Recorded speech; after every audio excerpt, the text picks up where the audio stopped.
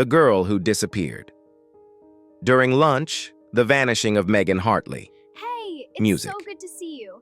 I'm headed On to March class, 14, but I hope I see my friend 2003, there. 13-year-old Megan Hartley walked into the cafeteria of Lincoln Middle School in Riverside, Illinois, sat down with her lunch tray, and 37 minutes later, no one could find her. Not in the bathroom, not in the hallways, not anywhere in the building. Security cameras showed her entering the cafeteria at 11:42 a.m. Careful. They never showed her leaving. For 8 days, investigators tore apart every theory they could construct. A runaway? Impossible. Her backpack was still in her locker, her jacket still hanging on her chair. An abduction? From inside a locked school during lunch period with 200 witnesses? The FBI brought in their best agents. Search dogs covered a 10-mile radius.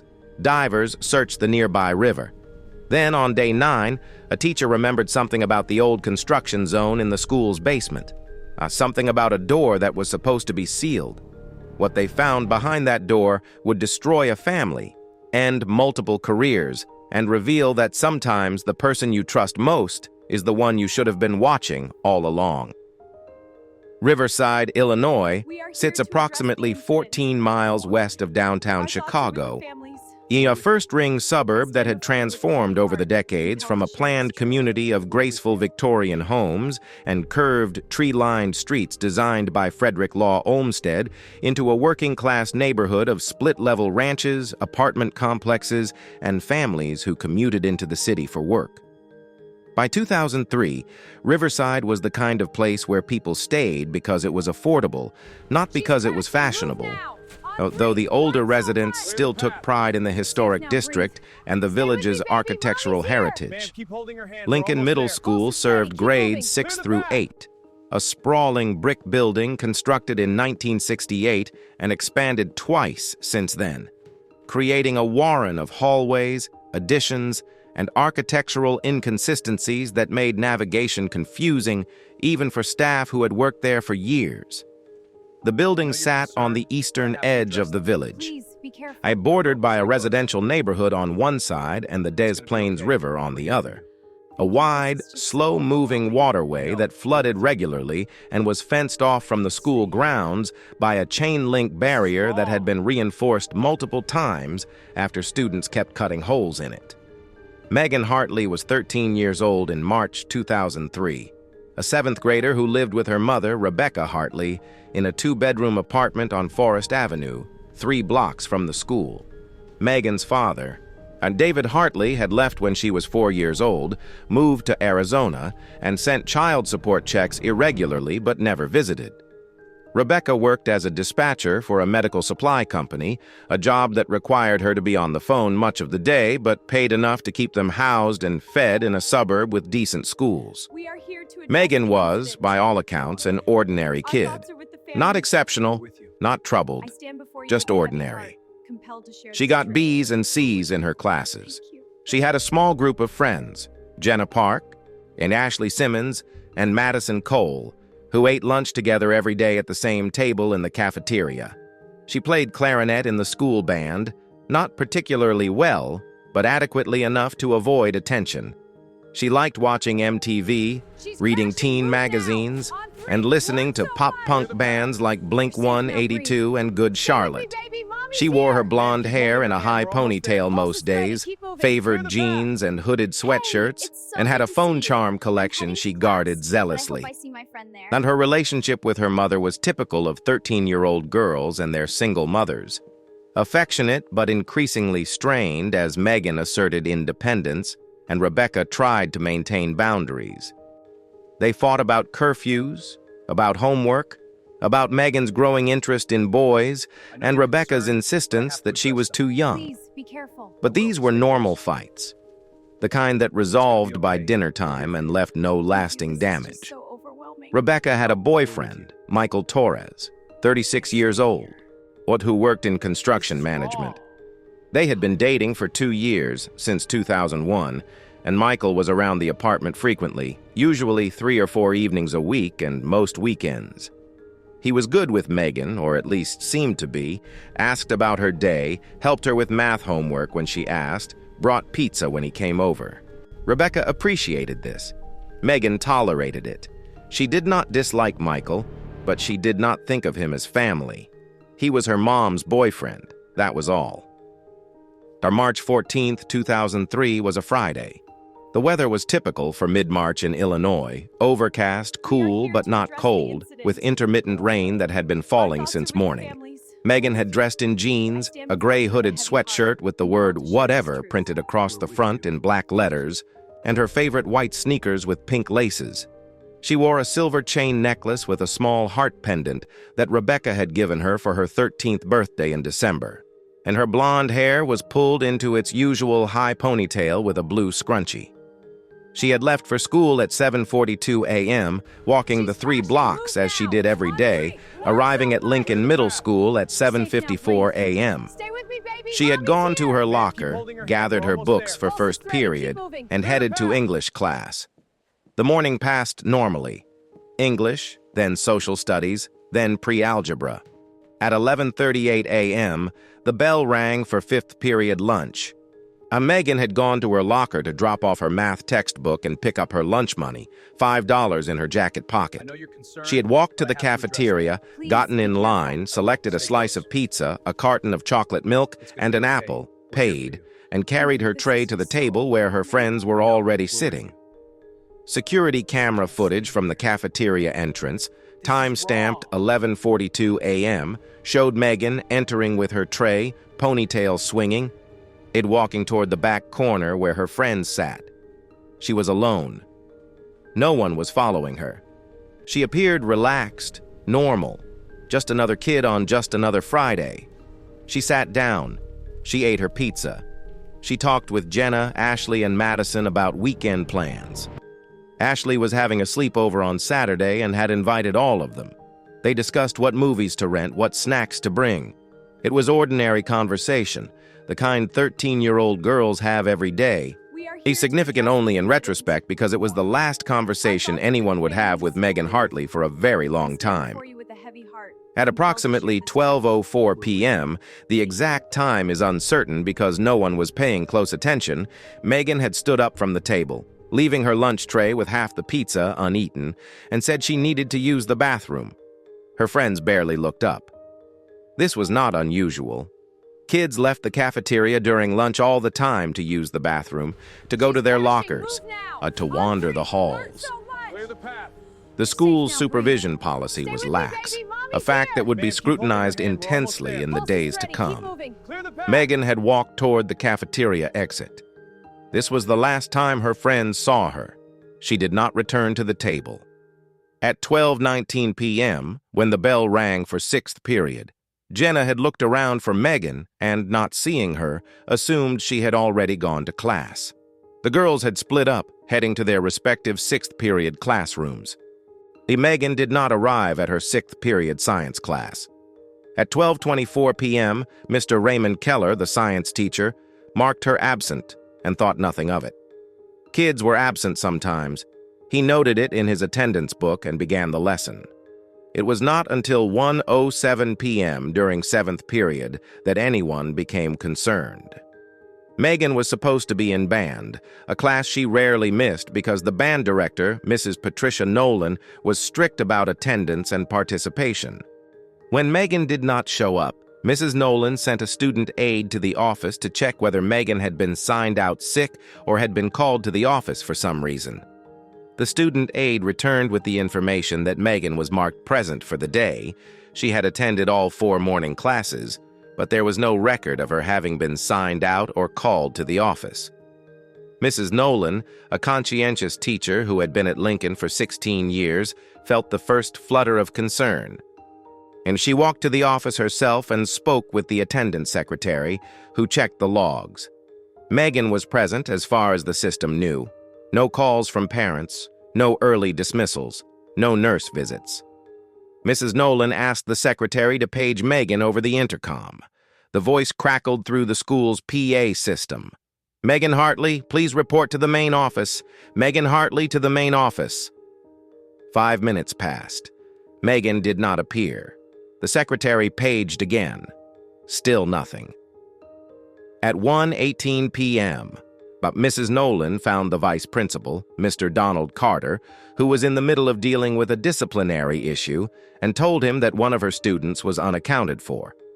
Carter, a heavy-set man with 22 years in education and a default setting of skepticism about student emergencies, told her that Megan had probably cut class and was hiding somewhere. He said he would send a security monitor to check the bathrooms. The security monitor, as a woman named Linda Marsh, who was 61 and primarily responsible for making sure kids did not leave campus during lunch, checked the girls' bathrooms on all 3 floors. She did not find Megan. At 1:34 p.m., Vice Principal Carter called Megan's emergency contact number, which was Rebecca Hartley's work line. Rebecca answered immediately. Carter explained that Megan had not shown up for 2 classes and that they could not locate her in the building. He asked if Rebecca had picked her up or if there was any reason Megan might have left campus. Rebecca's voice, which would be played repeatedly in news coverage in the days to come, rose in pitch with each sentence. No, she had not picked Megan up. No, Megan would not leave school without permission. No, there was no family emergency. Where was her daughter? Carter assured her they were looking and that he would call her back shortly. At 1:41 p.m., Carter initiated a building-wide search. The teachers were instructed to check their classrooms, closets, storage rooms.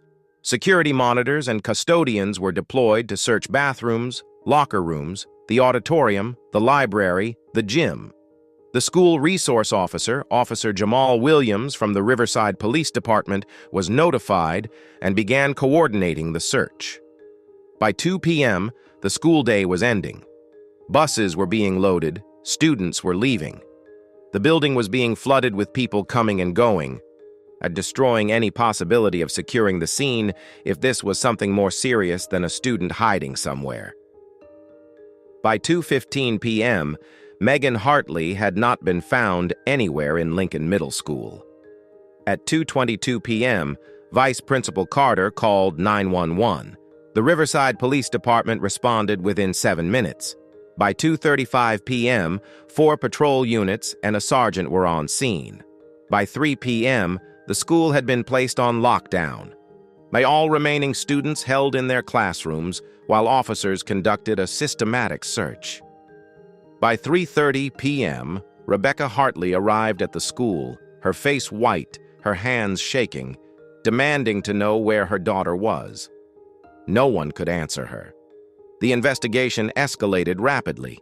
The Cook County Sheriff's Office was notified at 3:47 p.m. and dispatched additional units. The FBI's Chicago Field Office received notification at 4:12 p.m., protocol for any suspected child abduction, and by 5 p.m., Special Agent Karen Delgado was en route to Riverside with a team of investigators. The first priority was establishing a timeline and securing evidence. Security camera footage was pulled from every camera in the school. Lincoln Middle School had 12 cameras covering the main entrances, the cafeteria, the main hallways, and the parking lots. Notably, there were no cameras in the classroom wings, the bathrooms, or many of the interior corridors, a budget limitation that would be criticized heavily in subsequent investigations.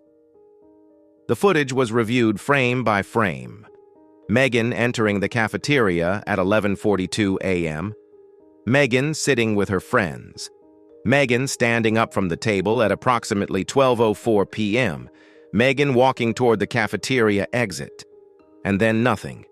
The cameras covering the hallway outside the cafeteria showed dozens of students coming and going during lunch, but none of them were Megan. She did not appear in any hallway footage, but she did not appear at any exit. She did not leave the building as far as the cameras could determine. By 6 p.m., every inch of Lincoln Middle School had been searched by law enforcement.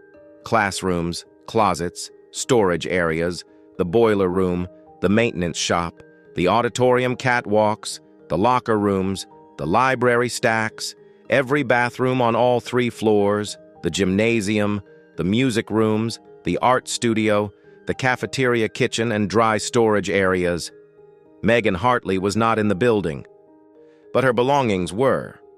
Her backpack was still in her locker, number 237, containing her textbooks, notebooks, and a makeup bag with lip gloss and a compact mirror.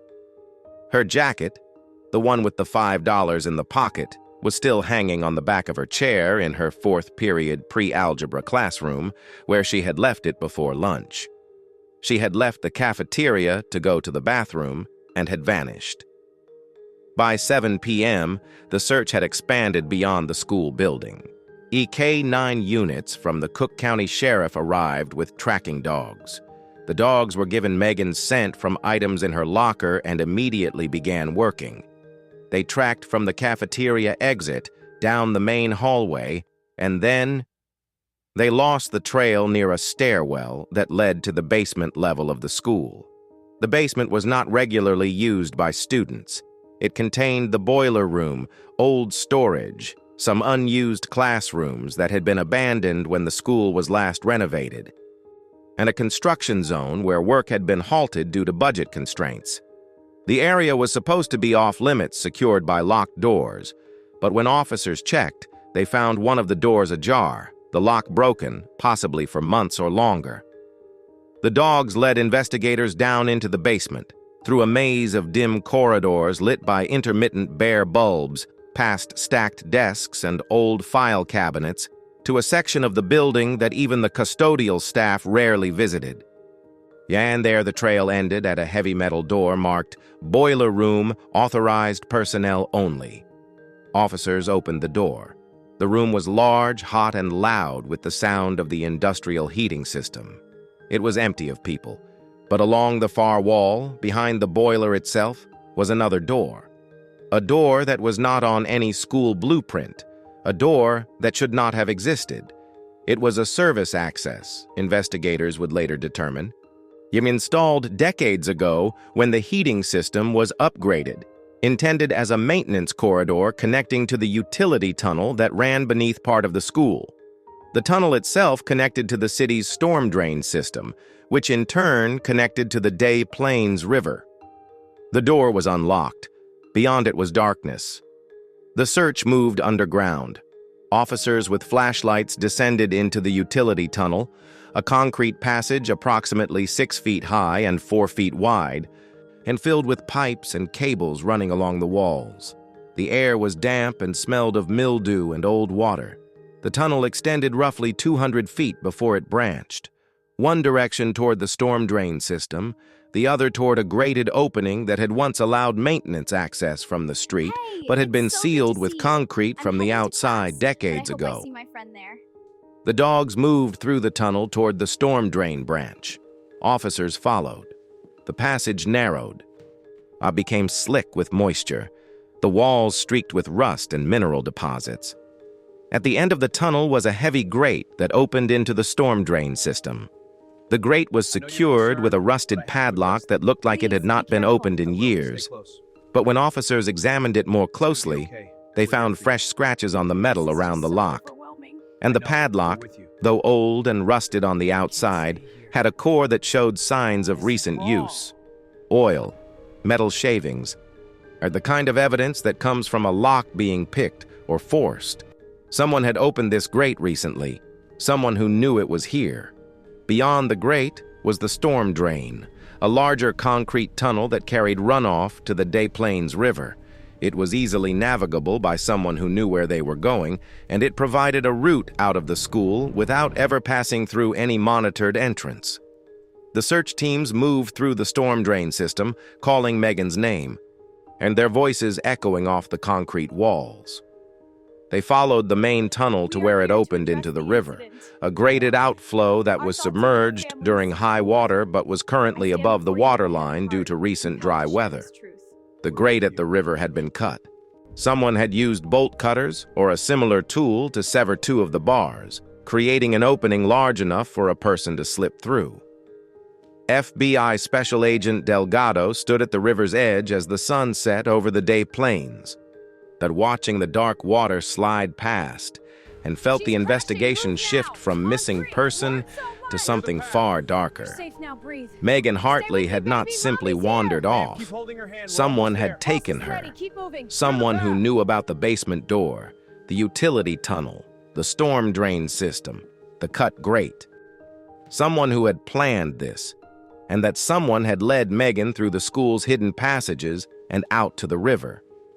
Whether she had gone willingly or been forced, whether she was still alive or not, those were questions that could not yet be answered. But one thing was clear. This was not a random abduction. This was calculated, methodical, and executed with specific knowledge of Lincoln Middle School's infrastructure.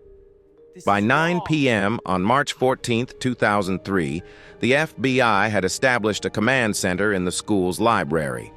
Every available resource was being mobilized. River search teams with sonar equipment were preparing to search the Des Plaines. Dive teams were being called in. The helicopters with infrared cameras were being dispatched for aerial searches at first light. Rebecca Hartley sat in the principal's office, being interviewed by Special Agent Delgado, answering questions through tears about Megan's habits, her friends, whether she had mentioned anything unusual recently, whether there was anyone Rebecca could think of who might want to harm her daughter. Rebecca could think of no one. Megan was just a kid, a normal, ordinary kid. Who would do this? And that was the question that would consume the next 8 days of investigation, driving officers and agents to work around the clock, following every lead, interviewing every person who had any connection to Megan Hartley, looking for the answer to a question that seemed to have none. Who would do this? The answer, when it finally came, would be far more horrific than anyone had imagined. The first 48 hours of the investigation were a blur of activity, and the FBI set up a tip line that received over 200 calls in the first day alone. Every registered sex offender in Cook County was located and interviewed. Every teacher, administrator, and staff member at Lincoln Middle School was interviewed. Every student who had been in the cafeteria during lunch was interviewed. Megan's friends, Jenna, Ashley, Madison, were interviewed separately and together, asked to recount every detail they could remember about that Friday, about the days leading up to it, about anything Megan had said or done that seemed unusual. None of them could think of anything. Megan had been normal, happy, looking forward to the sleepover on Saturday. She had not mentioned being afraid of anyone. She had not said she was planning to leave.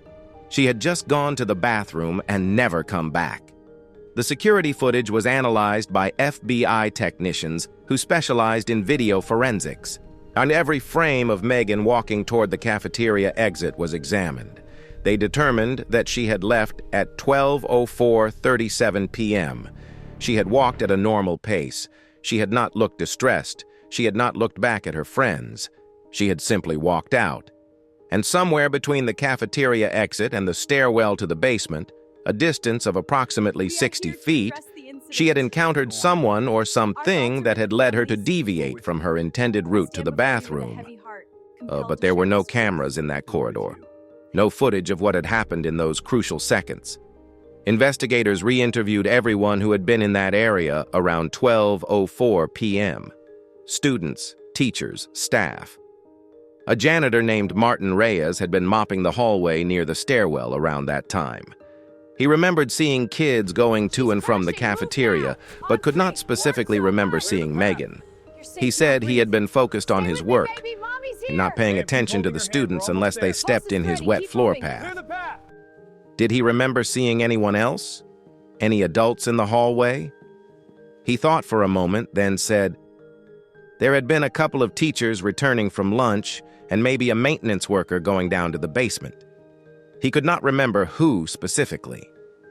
The maintenance staff at Lincoln Middle School consisted of 3 full-time workers.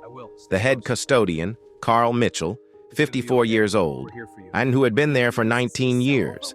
Martin Reyes, 37, who had been there for 6 years, and a newer hire, Brian Kowalski, 29, who had started in September 2002.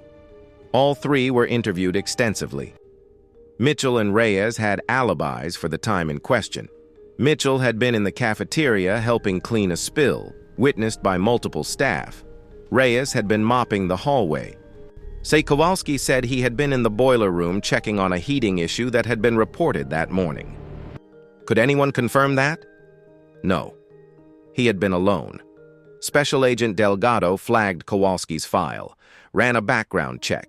He had no criminal record, no red flags in his employment history. He had worked at a hardware store before taking the school maintenance job. He was quiet, kept to himself, did his work. Yet references from his previous employers described him as reliable and unremarkable. But he had been in the basement, and he could not prove it. Delgado added his name to the list of persons of interest, but without evidence, there was nothing to hold him on. The river search began at dawn on Saturday, March 15th. Dive teams entered the Des Plaines River at multiple points, working methodically downstream from the storm drain outflow. The water was cold, murky, at visibility less than 2 feet even with underwater lights. Sonar equipment scanned the river bottom. Boats dragged the deeper sections. They found debris, shopping carts, tires, the usual accumulation of urban river trash. They did not find Megan Hartley. By Sunday, the search had expanded to a 10-mile radius from the school. Volunteers numbering in the hundreds combed through forest preserve land, vacant lots, abandoned buildings. Helicopters with infrared cameras flew grid patterns overnight, looking for heat signatures. Bloodhounds tracked scent trails that went nowhere. The press coverage was overwhelming. Megan's school photograph, the one taken in September where she smiled with her head tilted slightly, her blonde ponytail falling over one shoulder, was broadcast on every local news station and picked up nationally by CNN and the networks.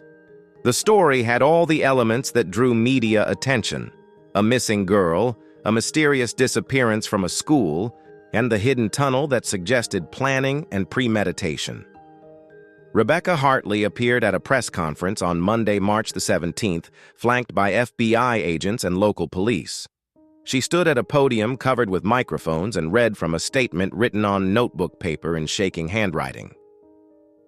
"Megan is my everything," she said, her voice breaking. "She's a good kid. She doesn't deserve this. Please, if anyone knows anything, if anyone saw anything, please call the tip line. And to whoever has my daughter, please bring her home. Please, she just wants to come home." Michael Torres stood beside Rebecca, his hand on her shoulder, his face set in an expression of grim support.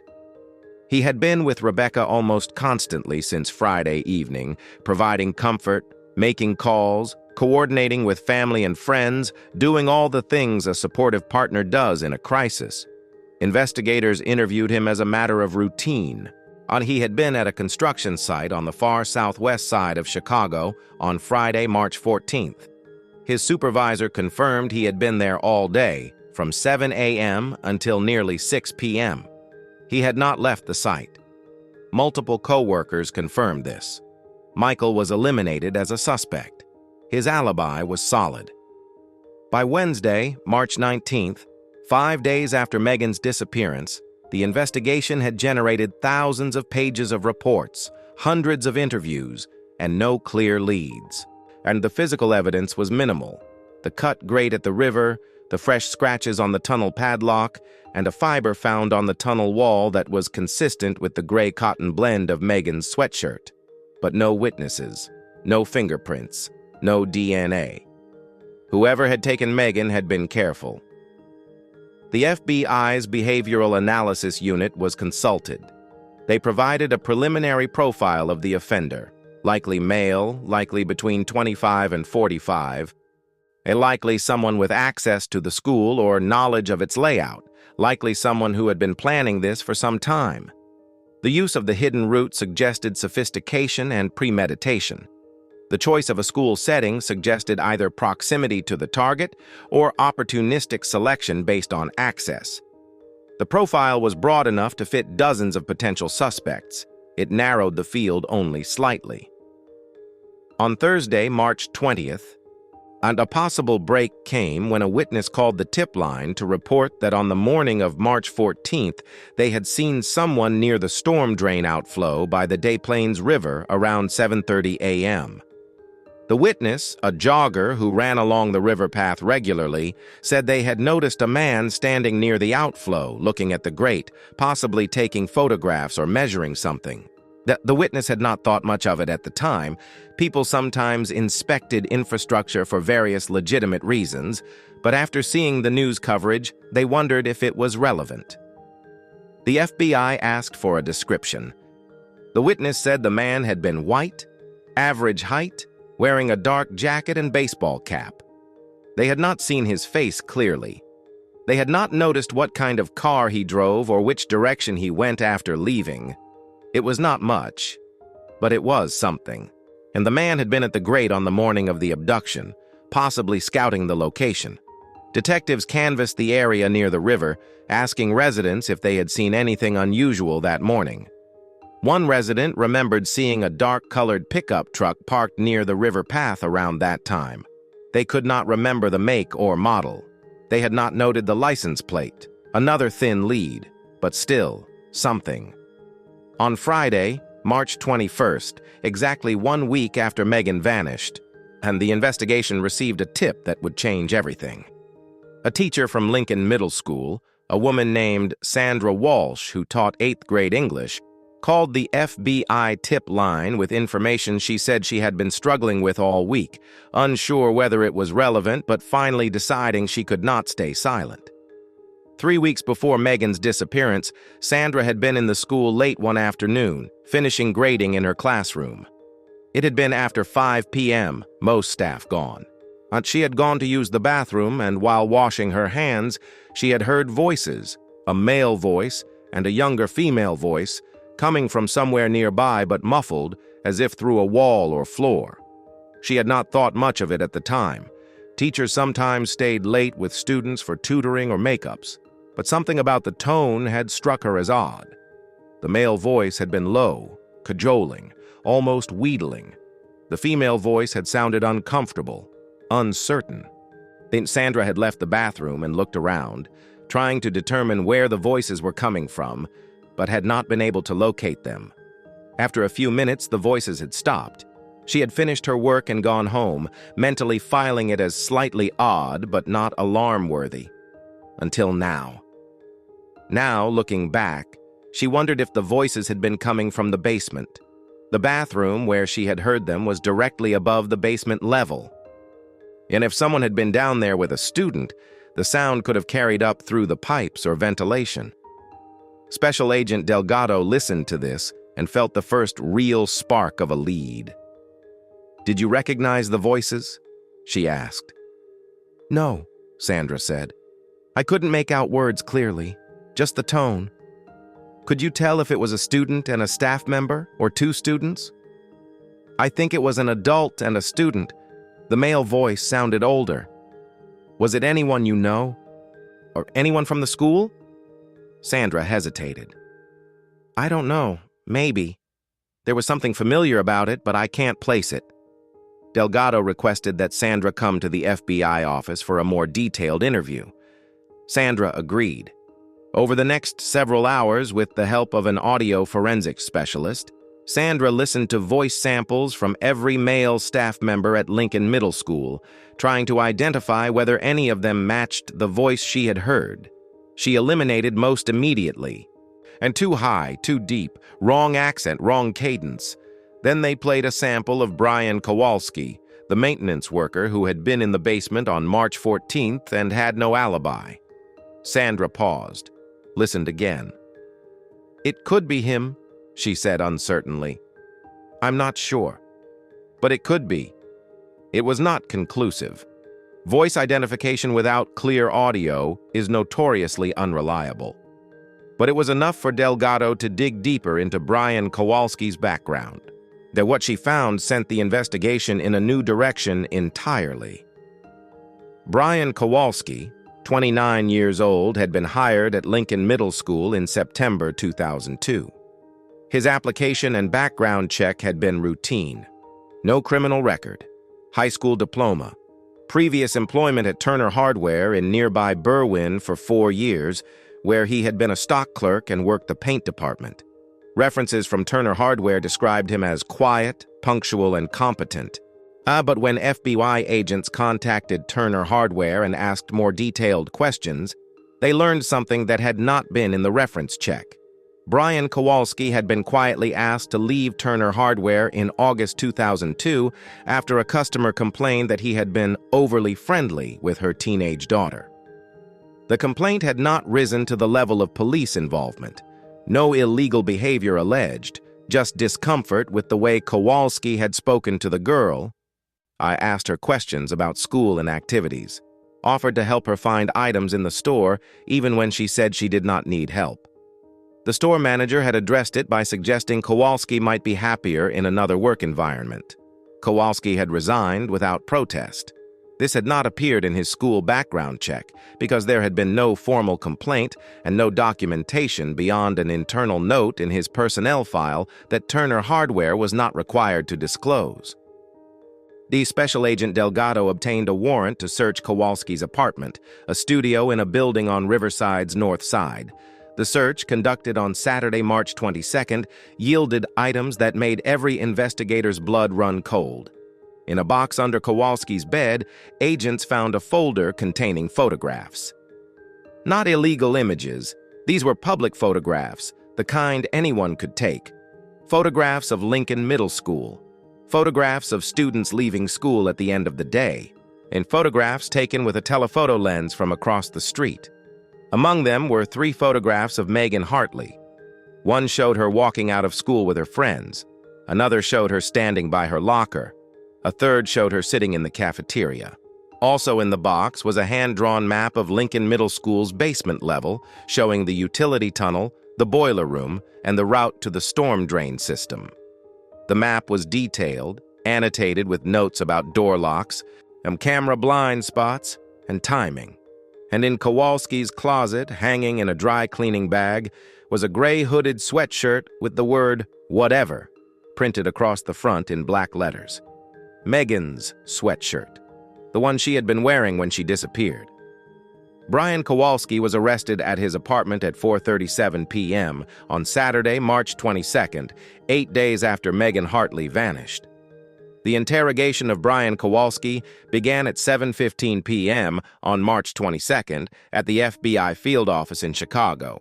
The Special Agent Delgado and her partner, Special Agent Marcus Reeves, sat across from Kowalski in a small interview room, a video camera recording every second. Kowalski had waived his right to an attorney, a decision that surprised investigators but which they were not going to question. He sat calmly, hands folded on the table, expression neutral. He looked tired but not particularly anxious. "Brian," Agent Delgado began, "we need to talk about Megan Hartley." "Okay," Kowalski said. "Where is she?" "I don't know." "We found her sweatshirt in your apartment." "I know." "Can you explain that?" Kowalski was quiet for a long moment. Then he said, "I took it." "You took it from where?" "From the school, after she left it somewhere." "When?" "I don't remember exactly. A few weeks ago, maybe." "Why would you take a student's clothing?" Kowalski's expression remained neutral. "I don't know. I just did." "Brian, we also found photographs of Megan in your apartment, and a map of the school basement, and detailed notes about the tunnel system. Can you explain those?" "I took the photographs. I drew the map. I wrote the notes." "Why?" "I wanted to." Agent Reeves leaned forward. "Brian, this isn't helping you. If you cooperate with us, if you tell us where Megan is, it will be much better for you. If she's hurt, if she needs medical attention, time is critical. Please. Tell us where she is." "I don't know where she is." "Did you take her from the school on March 14th? "Yes." The room went absolutely still. Delgado and Reeves exchanged a glance. This was a confession. Voluntary, uncoerced, on camera. "Tell us what happened," Delgado said carefully.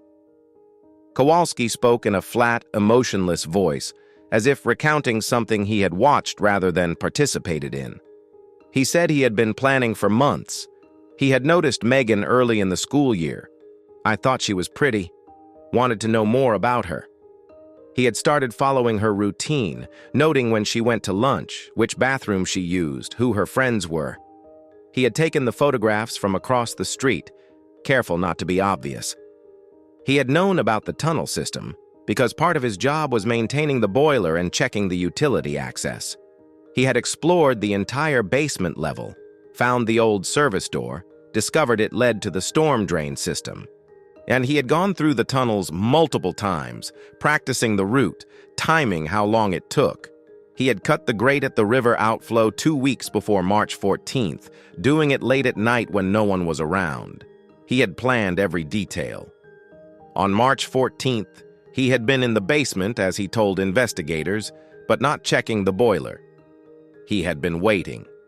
He had used the school's intercom system to page Megan to the office, not over the main PA, but through a phone in the basement that accessed the same intercom lines. The page had been audible only in the hallway where Megan was walking. She had heard Megan Hartley, "Please come to the main office," and had followed the sound to the stairwell, confused because she had not heard it announced in the cafeteria. He had been waiting at the bottom of the stairs.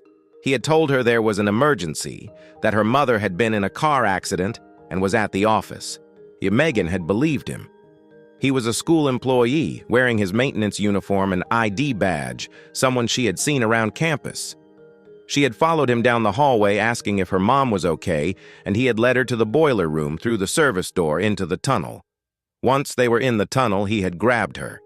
She had started to scream, and he had put his hand over her mouth, told her to be quiet or he would hurt her.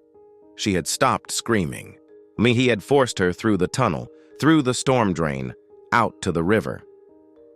"And then what?" Agent Delgado asked, her voice steady despite the rage building in her chest. "I took her to my car. I had it parked by the river access road." "Where did you take her?"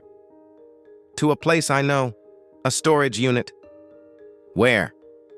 Kowalski gave an address. "A self-storage facility in Cicero, approximately 12 miles from Riverside."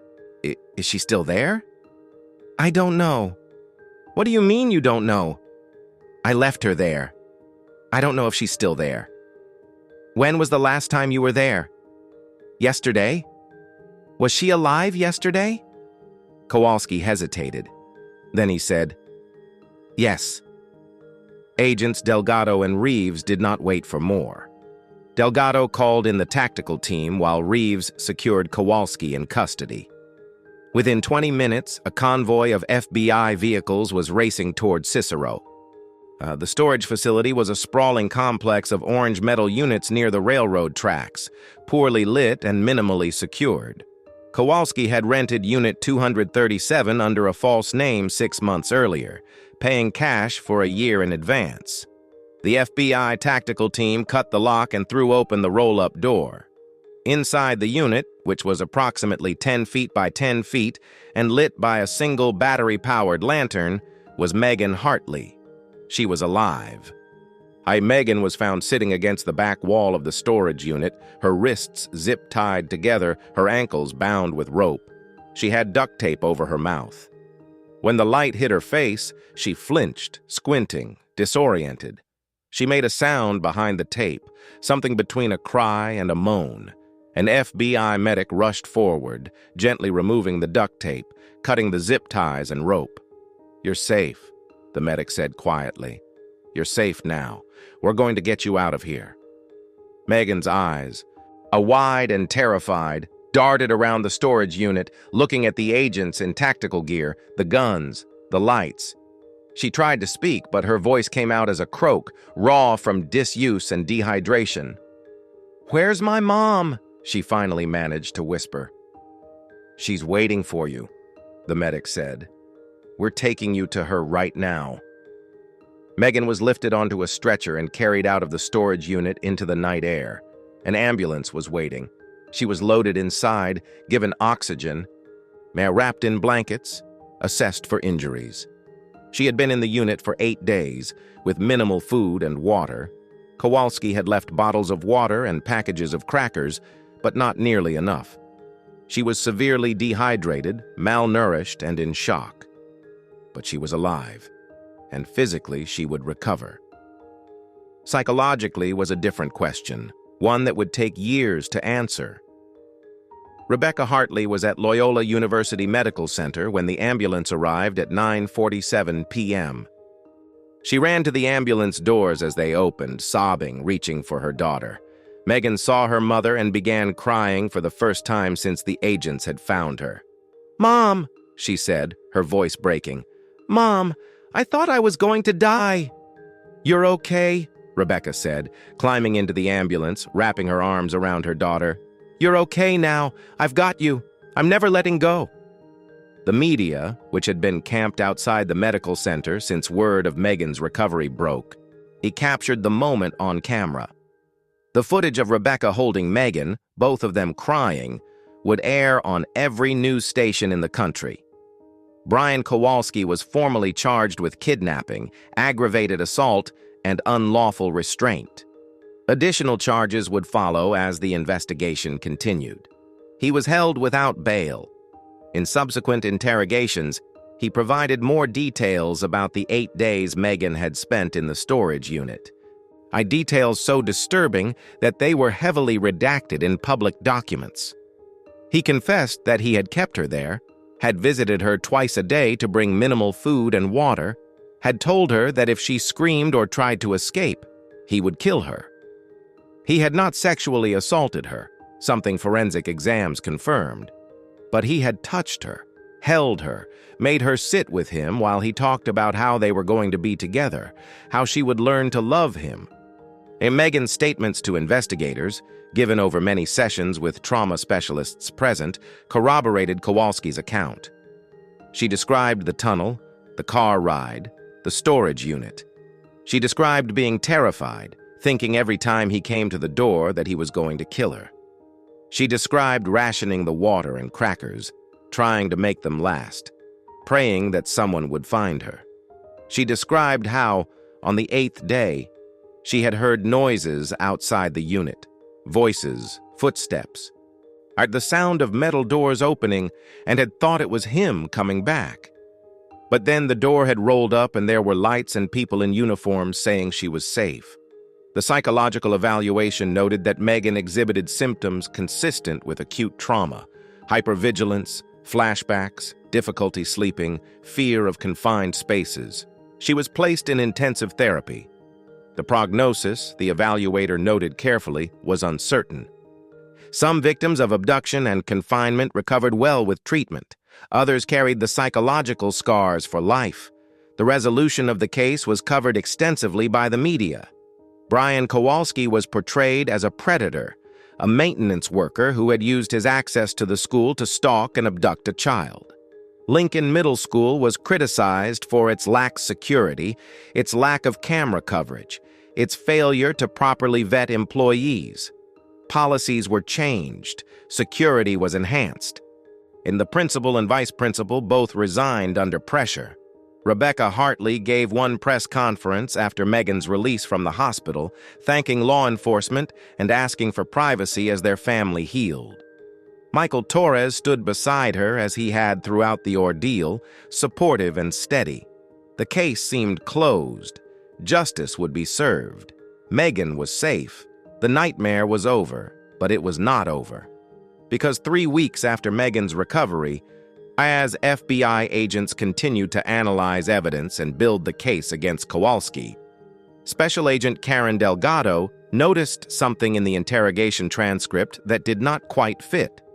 Agent Delgado had reviewed the interrogation footage dozens of times, looking for any additional information that might strengthen the prosecution's case. Brian Kowalski's confession was already overwhelming.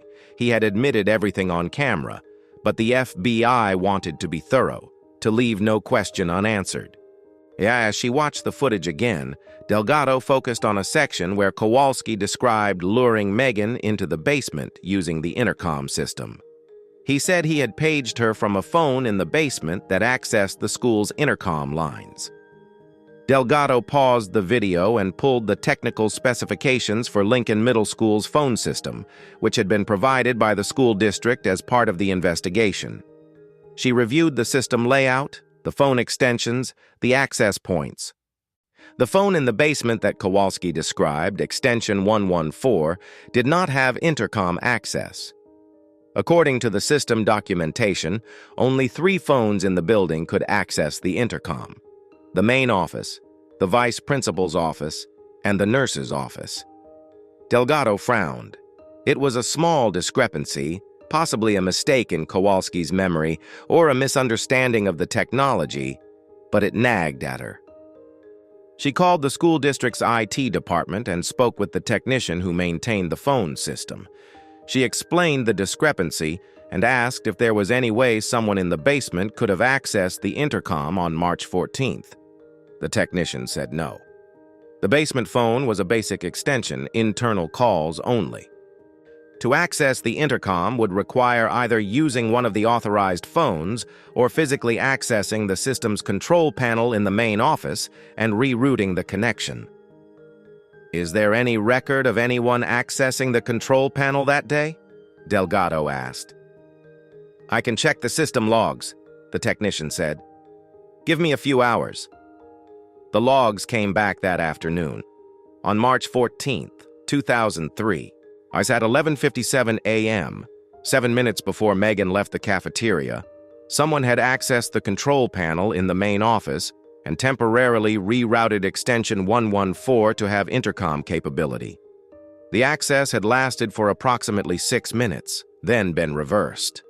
To access the control panel required being in the main office, physically at the panel itself, with administrator-level access credentials. Brian Kowalski did not have those credentials. He was a maintenance worker. And he had no reason to be in the main office, no password for the system, no ability to make those changes. Someone else had enabled the basement phone to page Megan. Delgado felt a cold weight settle in her stomach. She pulled the security footage from the main office for 11:50 a.m. to 12 p.m. on March 14th. The camera covered the reception desk, but had a blind spot where the phone control panel was located, behind a partial wall. The footage showed the normal flow of office activity, and the attendant secretary at her desk, a student aide delivering a note, a teacher picking up mail from the staff boxes, and at 11:56 a.m., a man entering the office, walking past the secretary with a casual wave, moving toward the back area where the control panel was located, disappearing from camera view for approximately 4 minutes, then walking back out at 12 p.m. The man was not Brian Kowalski. The man was Michael Torres. Delgado watched the footage 3 more times to be certain, and then she pulled Michael Torres's visitor log from the school. He had signed in at 11:52 a.m. on March 14th, stating he was there to drop off Megan's lunch money that she had forgotten at home that morning. The secretary had waved him through. He was known to the office as Rebecca Hartley's boyfriend, had been to the school before for parent-teacher conferences and school events. No one had questioned his presence. Delgado pulled Michael Torres's background, at which had been checked cursorily during the initial investigation and cleared because he had an alibi for the time of the abduction. But now she looked deeper. Michael Torres, 36 years old, worked for Midwest Construction Management. His employment records showed he had been at a construction site on the southwest side on March 14th, as his supervisor confirmed. But Delgado called the site directly and asked what time Torres had arrived. The site foreman checked his records. Torres had signed in at 1:15 p.m. on March 14th, not 7 a.m. as his supervisor had stated. Delgado called Torres's supervisor back, pressed him on the timeline. The supervisor hesitated, then admitted that Torres had called that morning saying he had a family emergency and would be in late. The supervisor had noted him as present for the full day in the records because Torres was a good worker, and the supervisor did not want him to lose the day's pay over a personal issue. Michael Torres had not been at the construction site the morning of March 14th. He had been at Lincoln Middle School, accessing the phone system control panel. And then, he had been... where? Delgado pulled the traffic camera footage from Riverside for March 14th. It took hours to comb through, but finally she found it. Michael Torres's pickup truck, a dark blue Ford F-150, captured on a camera near the Des Plaines River at 12:47 p.m., heading away from the area. She pulled cell phone records. Torres's phone pinged a cell tower near the storage facility in Cicero at 1:02 p.m. on March 14th. He had not been at work. He had been transporting Megan to the storage unit. Delgado felt sick. She reviewed everything again, looking for any alternative explanation. There was none. Michael Torres had not acted alone. He had worked with Brian Kowalski. One of them had taken Megan through the tunnel. The other had been waiting at the river with the truck. But why? Why would Rebecca's boyfriend, a man she trusted, a man who had been part of their lives for 2 years, conspire to kidnap her daughter? Delgado interviewed Kowalski again, confronted him with the evidence about the phone system, about Torres's presence at the school. Kowalski was quiet for a long time. Then he said, "I want a deal." "Talk," Delgado said. "It was Mike's idea, all of it. He planned everything. He told me what to do." "Why would you help him?" "Because he paid me. $20,000. Half up front, a half after it was done." "After what was done? What was the plan?" Kowalski's voice was flat, emotionless. He wanted to scare Rebecca, wanted her to think her daughter was in danger, wanted her to be so grateful when Megan was found that she would do anything he asked. "What do you mean, anything he asked?" "He wanted her to marry him. She kept putting him off, saying she wasn't ready. He thought if he made himself the hero, if he was the one who helped find Megan, she would see him as someone she needed, someone she couldn't live without." Delgado stared at him. "He kidnapped a child to manipulate her mother into marrying him?" "Yes." "Did Rebecca know about this?" "No. She didn't know anything. It was all Mike." "And you went along with it for $20,000? Kowalski shrugged. He said Megan wouldn't get hurt, said it would only be a few days. I needed the money." "You kept her in a storage unit for 8 days with minimal food and water." "Mike told me to keep her longer. Said the timing wasn't right yet. Said Rebecca wasn't scared enough." Delgado's hands were shaking with rage. She stood, left the interview room, and immediately issued an arrest warrant for Michael Torres. He was arrested at Rebecca Hartley's apartment on April 14, 2003, exactly 1 month after Megan's disappearance. Rebecca watched in disbelief as the man she had trusted, the man who had held her while she cried, the man who had stood beside her at press conferences, was handcuffed and led away. The trial of Michael Torres and Brian Kowalski took place in the fall of 2003. The prosecution presented overwhelming evidence: the phone system logs, the traffic camera footage, the cell tower pings, the bank records showing Torres had paid Kowalski $10,000 in cash 2 weeks before the abduction and another $10,000 3 days after Megan was recovered. Kowalski testified against Torres as part of his plea deal, describing in detail how Torres had planned the entire operation, how he had manipulated Kowalski into participating by promising it was harmless, how he had controlled every aspect of the abduction and confinement. Torres's defense argued that Kowalski was lying, that Torres had been framed, that he was a convenient scapegoat. But the evidence was irrefutable. The jury deliberated for less than 4 hours. Both men were found guilty on all counts. Brian Kowalski received 25 years in prison. Michael Torres received 50 years without possibility of parole. Rebecca Hartley did not attend the sentencing. Yet she released a statement through her attorney expressing relief that justice had been served and asking for privacy as she and Megan worked to rebuild their lives. Megan, now 14, was in intensive therapy. She would spend years processing the trauma of what had happened, the betrayal of someone she had trusted, The horror of those 8 days in the storage unit. The therapist's reports noted that her recovery was complicated by the realization that the man who had stood beside her mother, who had brought pizza and helped with her homework, had been the architect of her nightmare. By 2005, Rebecca and Megan had moved out of Illinois, relocating to a small town in Wisconsin where no one knew their story. Megan finished high school under an assumed name, attended community college, and eventually became a social worker specializing in trauma recovery for children. She rarely spoke publicly about what happened. But in 2015, she agreed to a single interview with a journalist writing a book about the case. In it, she said, "People ask me how I survived. I don't have a good answer. I just did.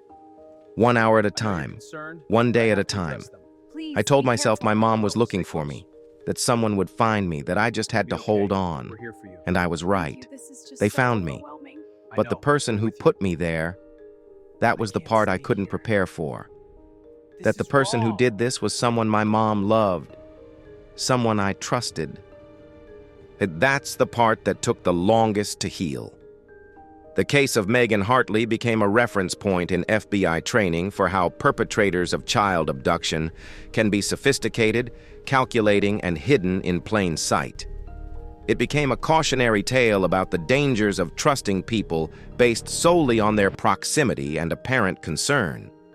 And it became a reminder that sometimes the most dangerous person in a child's life is not a stranger in a van, but someone who sits at the dinner table and asks about their day. If this story mattered to you, subscribe and hit the bell. Share the episode. Someone somewhere may still be watching, waiting, pretending to care.